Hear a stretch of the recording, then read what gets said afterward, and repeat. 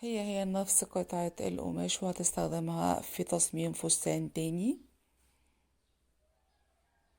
جابت الحرف وتنته، وبعدين شبكته زي ما احنا شايفين. طبعا هي مش هتلبسها طرحة، لا، هنشوف هتعمل ايه. جابت الحرفين على ورا وشبكتهم، وبعدين هنا فكت الدبوس وثبته على صدرها،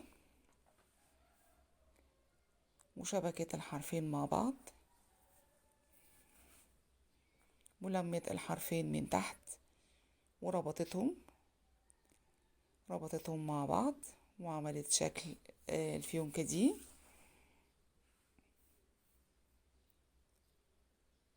شايفين حولت القطع ازاي؟ تحولين جاكيت جينز الى بلوزة عريانة زي ما احنا شايفين. قلعت الجاكيت وبعدين لبسته بالعكس، جابت اللي تحت فوق، وبعد كده زررت الزراير وجابت الكمين على قدام وربطتهم مع بعض، وبكده يبقى حولت الجاكيت الجينز الى بلوزة عريانة.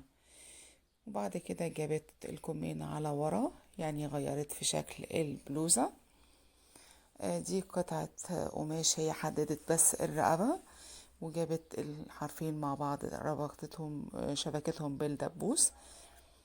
وهنا جابت برضو الحرفين، شايفين دخلت الحرف جوه الكم اللي عملته وشبكته بالدبوس.